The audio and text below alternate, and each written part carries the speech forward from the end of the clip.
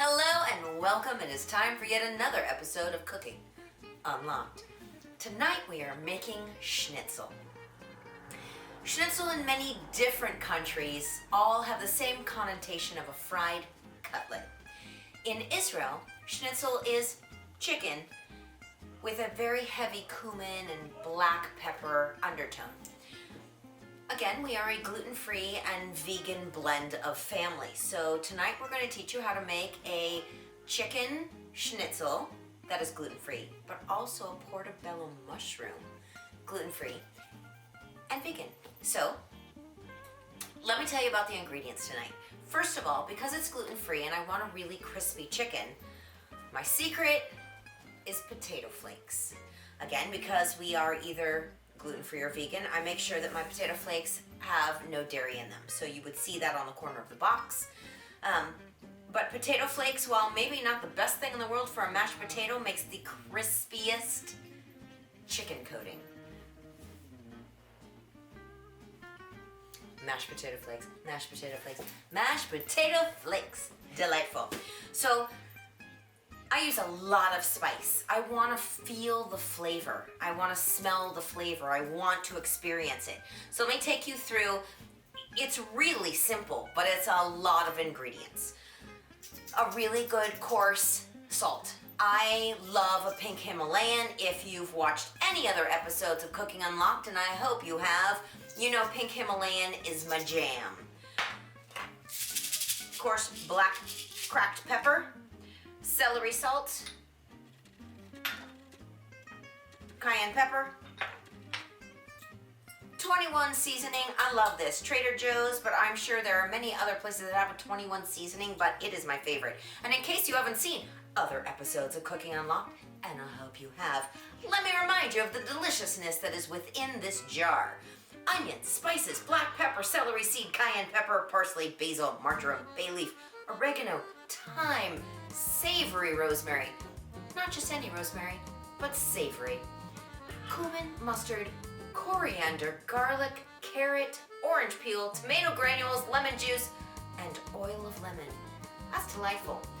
This, even though there's some of these items already in this makes a world of difference. And of course our garlic powder, and the most important ingredient, your cumin. You cannot make schnitzel, good schnitzel, without cumin. So I'm going to be grinding things, and I will give you the ingredients or the measurements of the salt and the pepper when we get there. But when it comes to the celery salt, it is a half of a teaspoon of celery salt. Cayenne pepper, 1 tablespoon.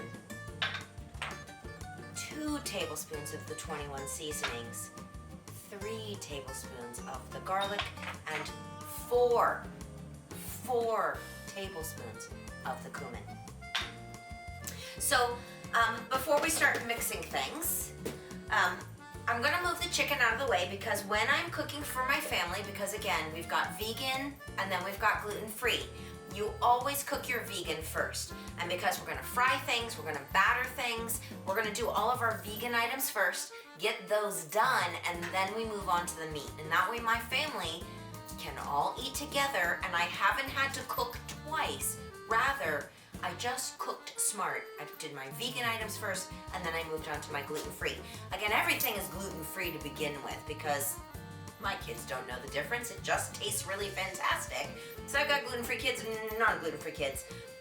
But the vegan is the most important, because I can't cook these second. They must always go first. So portobello mushrooms has this beautiful steaky consistency. It's got this meat, hearty mushroom. So my vegan family members don't notice the difference of or miss the meat, because it has that hearty consistency. And it's not soy, rather it is a fresh vegetable product. So how do you even prepare something that's a portobello? First of all, when you go to shop for them, you want to make sure that your veal has a really healthy consistency. That means that you have got no breakage here within the veal, which is all of this within your mushroom.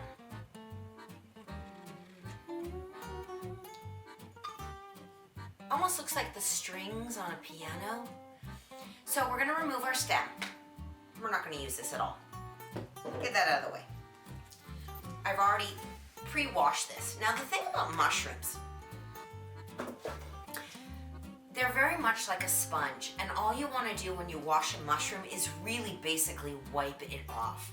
If you run this under water, it sucks up all of the water and it really gives it this waterlogged and gross consistency, and then when you go to fry it, it's not going to have that fresh feeling. So we're just wiping off the dirt.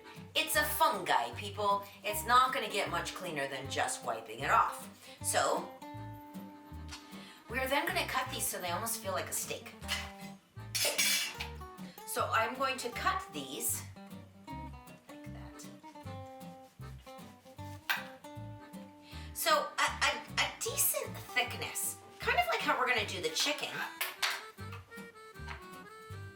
I mean, it's like a good chip, a good thickness.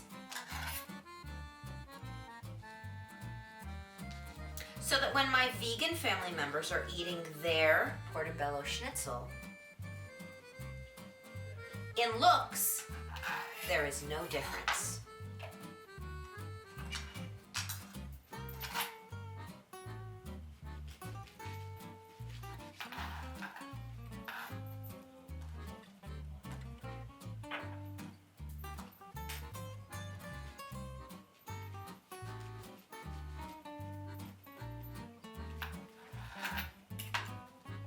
So I've got my mushrooms prepared.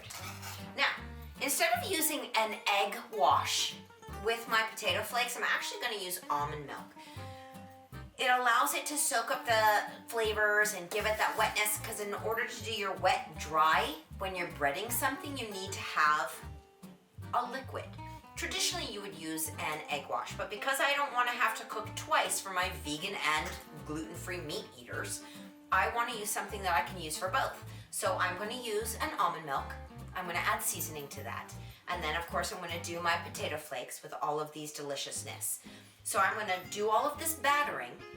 I'm going to move those over, and then I will move on to the chicken using the same ingredients, but I've not contaminated my vegan items. We're going to use about 1/2 cup of milk, almond milk, and we're going in with the salt. Again, that fantastic cracked pink Himalayan, and about a tablespoon. And the same thing with the black pepper. Fresh, coarse grind. There really is a difference in the flavor. So you want to use that fresh, cracked black pepper. Not white pepper, black pepper.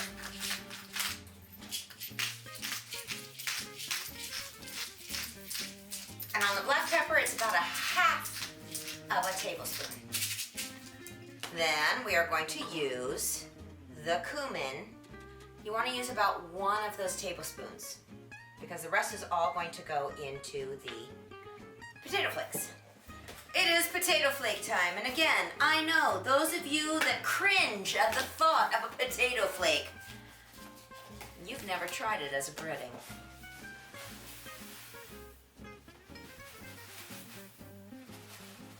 So, let's see, this is a 26.2 ounce container. We use 1/2 of it for 2 pounds of chicken and 2 portobello mushrooms. Plenty. So we are going to take all of our seasonings, our celery salt, our cayenne pepper, 21 seasonings,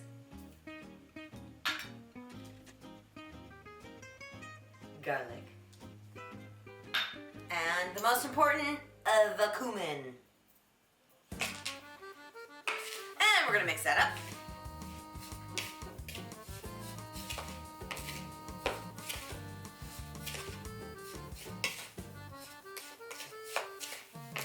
Do make sure that you are mixing it. All right, and wet. Go wet.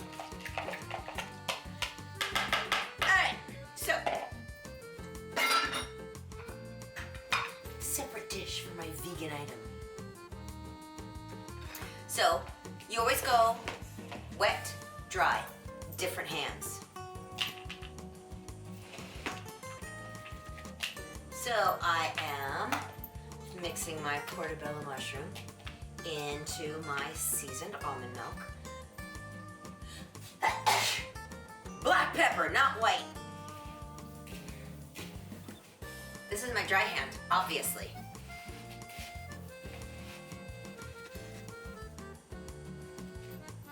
Wet hand.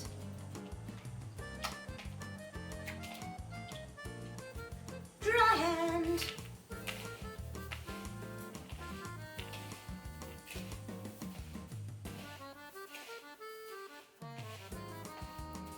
Make sure you press down, especially with the portobello, because they don't hold as much as your chicken will do for that.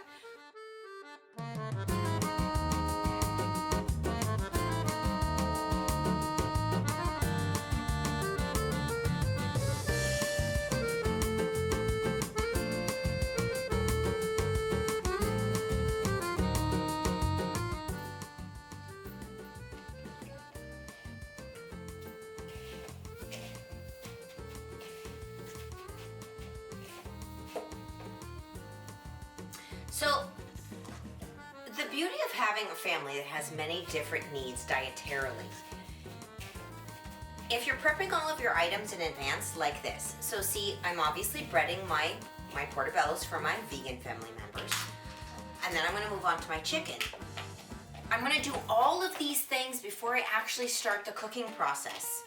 So, that when it is time to do the cooking, I do the vegan, I move it aside. I do the gluten-free, I move it aside. It's a way to take care of everybody. Everybody is important. Everybody gets what they need, but you haven't set yourself up for a very long cooking process.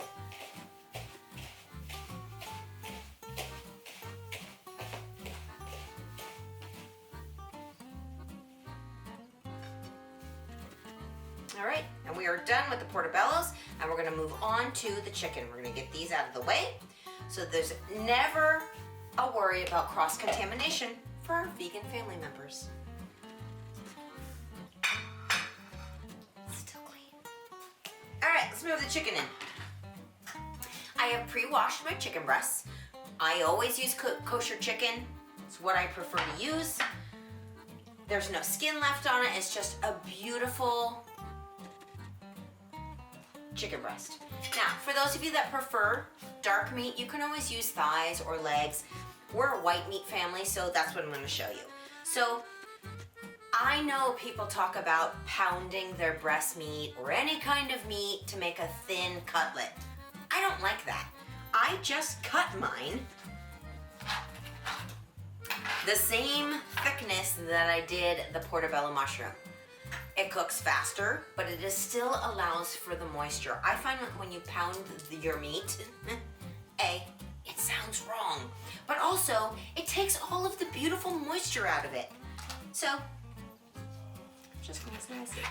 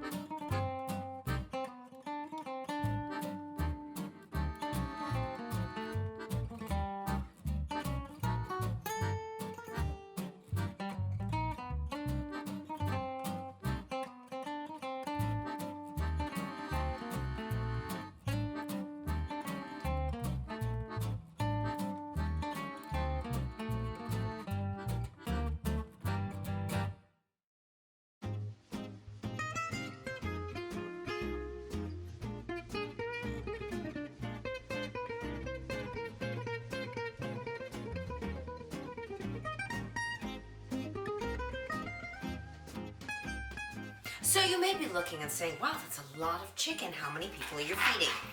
I have 2 teenage boys who are over 6 feet tall, 14 and 15 years old.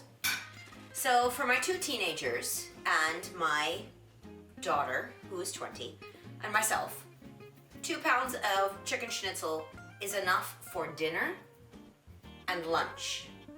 And I like to make extra because schnitzel is not, you know, fried chicken of any kind. It takes time. So I like to make enough so that I have both for dinner and then for cold sandwiches the next day. So 2 pounds of meat is enough for a family of 4, plus the portobello mushrooms that we're gonna make, which is 2 portobellos is a serving for 1 human being. For dinner and for lunch, because they should get to have something delicious the next day too. So we have cut our schnitzel, our chicken, again in that beautiful, easy, not pounded strips. And we're gonna do the same thing we did with the portobello. Wet, dry, and into the dish. I get a couple going. Saves time.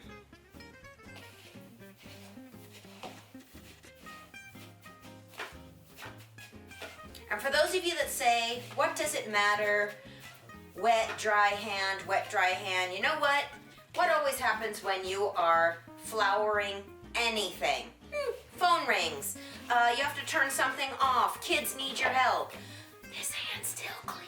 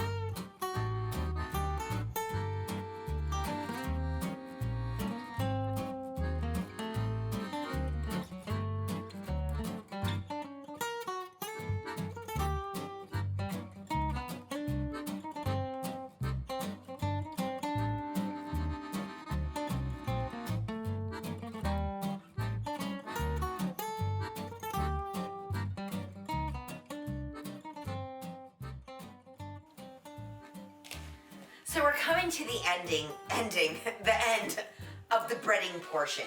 So I always clean up my area. Now that I've got everything breaded, I'm gonna toss what's left here of this breading.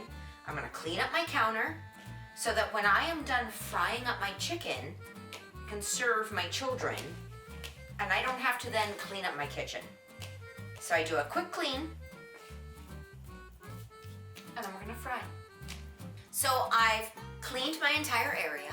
I've now got hot olive oil. I always use olive oil when I'm cooking, and as you know, if you've watched any other episodes of Cooking Unlocked, you know I pretty much cook exclusively in a wok. Everything that you possibly need, you can do in a wok. So I am ready. I've got a place to put my fried portobellos on paper towels to absorb the grease. So I'm gonna go directly into my hot grease with my portobellos.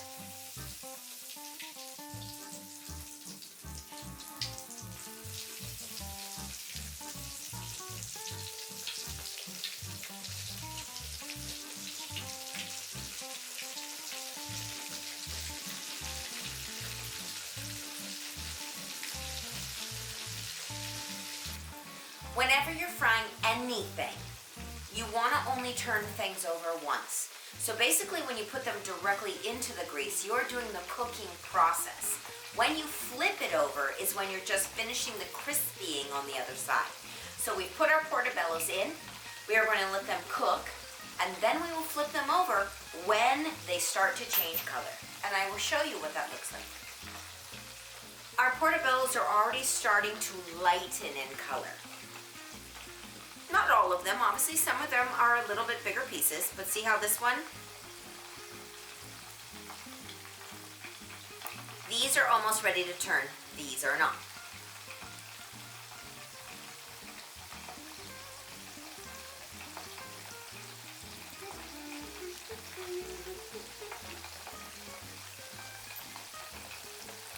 As they lighten in color, as you start to see the edges turn a golden brown is when we will flip them.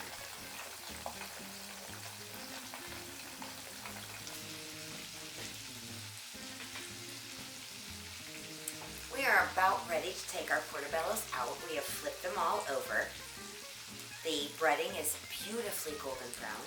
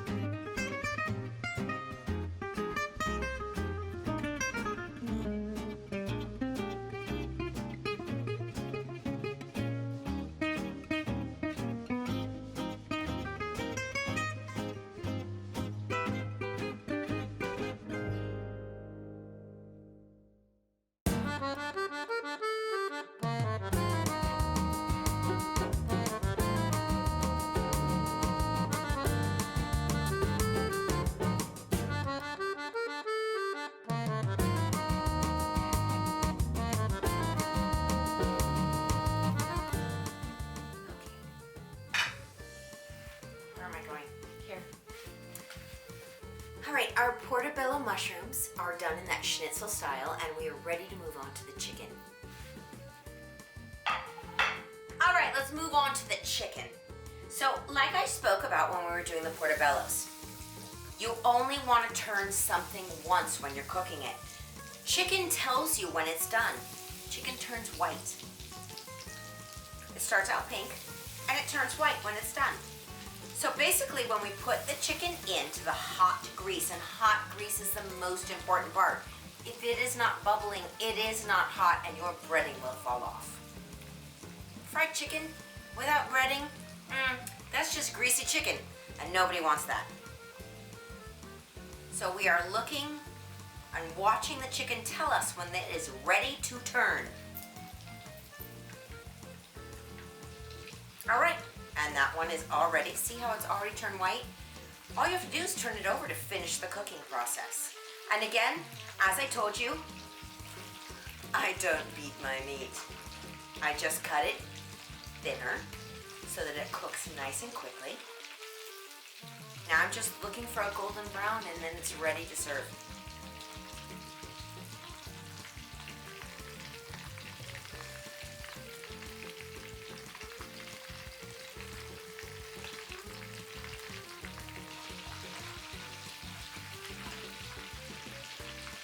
That's beautiful. We're almost there.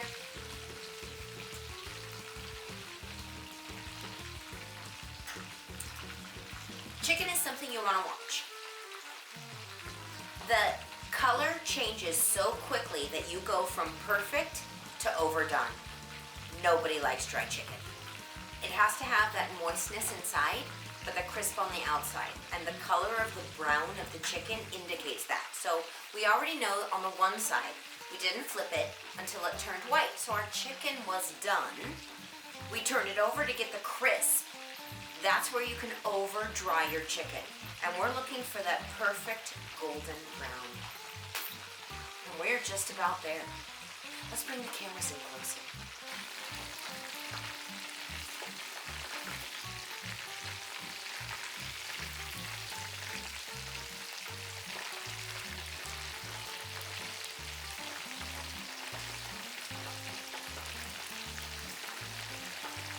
Perfect golden.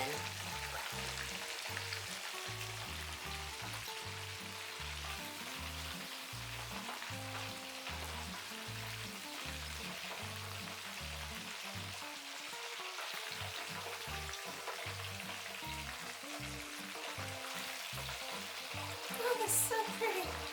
That's so pretty.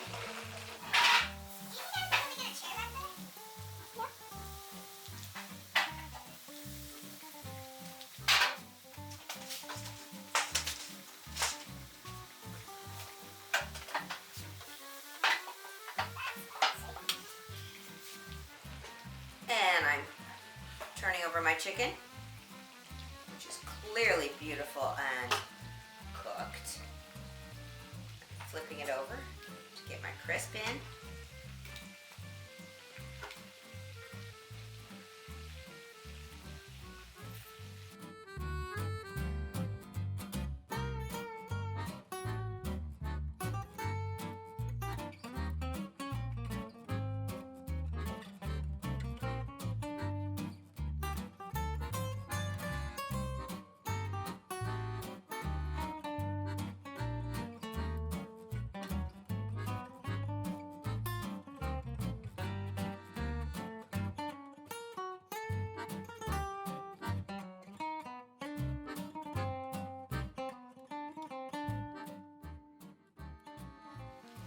It's all about that beautiful golden color.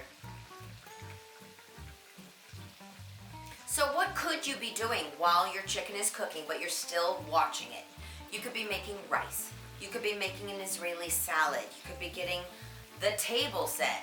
Or you could be instructing other people to do those things for you while you're watching your chicken. Because really, schnitzel is a fantastic thing served with hummus, Israeli salad, pita. That just makes for a really fantastic dinner. As you can see, this is a delicious meal. We have our portobello mushrooms that I've done in the schnitzel seasoning with a beautiful pita bread, hummus, and Israeli salad. And for my gluten-free carnivores, we have the chicken schnitzel, again with the hummus, and the Israeli salad. It's a beautiful dinner. It really didn't take that long. I'd say 35 minutes from start to finish.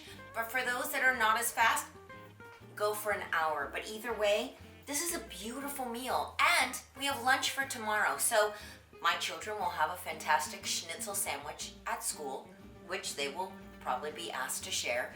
And my daughter will have one to take to work, and as will I. For an hour's time, 2 meals, that's pretty fantastic. I say Batei Avon and Bon Appetit from our home to yours.